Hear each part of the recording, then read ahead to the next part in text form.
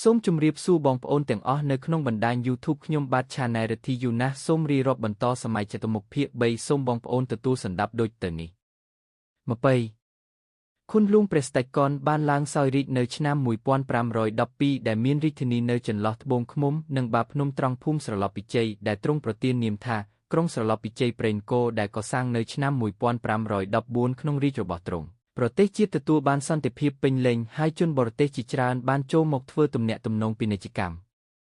ព្រះអង្គបានបោះពុម្ពប្រាក់ស្លឹងរូបនាគកាក់លើកដំបូងនៅកម្ពុជាឲ្យប្រជាជនប្រើប្រាស់ពេញផ្ទៃប្រទេសដើម្បីសម្រួលក្នុងវិស័យពាណិជ្ជទាំងក្នុងនិងក្រៅប្រទេសប្រជារាស្ត្រមានជីវភាពខ្ពស់ជាងមុនដោយមានវិធានការមួយចំនួនរបស់ស្ដេចកនដូចជាបន្ធូរបន្ថយពន្ធដារបន្ថយវិន័យព្រមទាំងកែប្រែច្បាប់ព្រំទុនឲ្យមានលក្ខណៈធូរជាងមុន21បានជាព្រះបាទចន្ទរាជារត់ទៅប្រទេសសៀមព្រោះដោយចាញ់បោកការឃោសនារបស់ស្ដេចកនដោយទ្រង់នឹកស្មានថាព្រះរាមស្រីសុគន្ធបុត្រចោទព្រះអង្គដោយការឃោសនាថានឹងកំចាត់អុបរាជអង្ចាន់ចេញពីប្រទេសដូចនេះទ្រង់ក៏រត់ទៅប្រទេសសៀមដើម្បីគេចពីសេចក្តីស្លាប់នេះឯង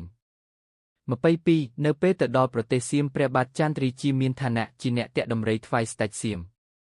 23បានជាព្រះបាទចន្ទរាជាវិលចូលប្រទេសវិញព្រោះ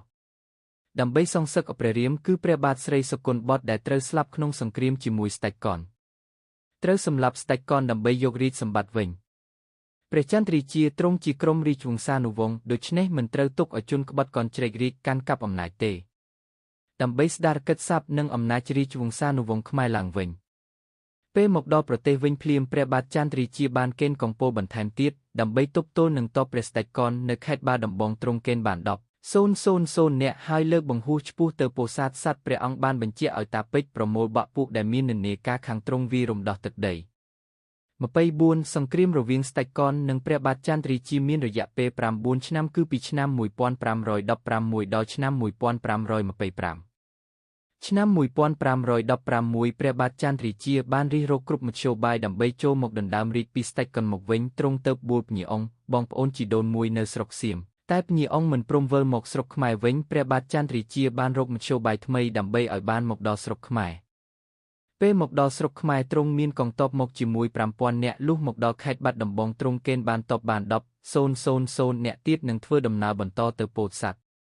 ចំណែកតាពេជ្របានប្រម៉ែប្រមូលកម្លាំងបន្ថែមនិងបញ្ចុះបញ្ចូលកងទ័ពមួយចំនួននេះរបស់ស្ដេចកនឲ្យគាំទ្រព្រះបាទចន្ទរាជាក្រោយពីដឹងថាព្រះបាទចន្ទរាជាវិលត្រឡប់ក៏ចូលដល់ស្រុកហើយស្ដេចកនបានបញ្ជាក់មេមទ័ពក៏លើកទ័ពមកទល់នៅខេត្តក្រគរដោយមានទាហានស្លាប់ច្រើនពេកតាពេជ្របានបញ្ជាក់ឲ្យដកថយចូលបន្ទាយពោធិ៍សិនចំណែកទ័ពខាងស្ដេចកនបានពាត់បន្ទាយនេះរយៈពេល12ខែតែវីពុំបែកក៏ដកទ័ពថយឆ្ងាយពីនោះបន្តិចរងចាំជំនួយពីក្រុងស្រឡោបពិជ័យមកដល់ស្ថិតក្នុងកាលៈទេសៈបែបនោះតាពេជ្របានធ្វើពលីកម្មបូជាជីវិតដើម្បីទៅកេណ្ឌកងទ័ពខ្មោចបិសាចមកជាទ័ពជំនួយបន្ទាប់មកមានការប្រយុទ្ធបង្ហូរឈាមសាជាថ្មីរវាងព្រះអង្គច័ន្ទនិងស្ដេចកនតែជ័យជំនះបានទៅលើព្រះបាទចន្ទរាជាឯមេទ័ពកៅបានរត់ទៅត្រើយខាងកើតទន្លេវិញក្នុងដំណើររូទៅមុខនេះទ័ពព្រះបាទចន្ទរាជាបានវាយដណ្ដើមបានខេត្តជាច្រើនដូចជាក្រគរខ្លុងក្រងបរិបូរកំពង់សៀមជើងព្រៃស្ទឹងត្រង់កំពង់លួងសន្ទុកពុងស្វាយគ្រានេះមានក្រុមខាងស្ដេចកនបានមកចូលជាបន្តបន្ទាប់ព្រមទាំងក្រុងដែលច្បាមចាញ់កាលពីសង្គ្រាមស្រីសុគន្ធបុត្រនិងស្ដេចកនក៏ចុះចូលដែរ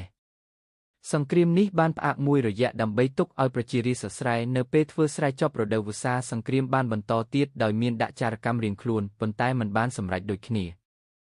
ឆ្នាំ1525ព្រះបាទចន្ទរាជាបានចាត់ឲ្យទៅទិញកាំភ្លើងតូចធំពីពួកម៉ាឡាយូព្រះបាទចន្ទរាជាបានផ្ដើមការវាយលុកម្ដងទៀតទៅលើស្ដេចកនចំណែកឯជ័យជំនះបានទៅលើព្រះអង្គច័ន្ទជាបន្តបន្ទាប់សង្គ្រាមចុងក្រោយនេះព្រះបាទចន្ទរាជាបានពាត់ក្រុងស្រឡោបពិជ័យអស់រយៈពេល3ខែក៏ទទួលក៏ជ័យជំនះទាំងស្រុងដោយចាប់បានស្ដេចកនយកមកកាត់ក្បាលដោតនៅមុខបន្ទាយស្រឡោបពិជ័យឯជើហ្វាយកៅក៏ត្រូវបានសម្លាប់ដែរសង្គ្រាម9ឆ្នាំត្រូវបានបញ្ចប់ឆ្នាំ1525ពង្សាវតារឯកសារមហាបុរសខ្មែរដែលសរសេរឡើងនៅវទី 18.19 បានសរសេរពីព្រឹត្តិការណ៍នៅវទី 16 ថាព្រះស្ដេចកនបានច្បាំងជាមួយព្រះបាទស្រីសុគន្ធបុត្រពីឆ្នាំ1509.12ព្រះស្ដេចកនបានធ្វើសង្គ្រាមឈ្នះព្រះបាទស្រីសុគន្ធបុត្រនៅឆ្នាំ1514ព្រះបាទស្រីសុគន្ធបុត្រត្រូវបានស្លាប់នៅក្នុងសង្គ្រាមនេះជាមួយព្រះស្ដេចកនសូមអរគុណបងប្អូនដែលបានស្ដាប់សូមបន្តស្ដាប់សម័យចតុមុខភាគ4បន្ត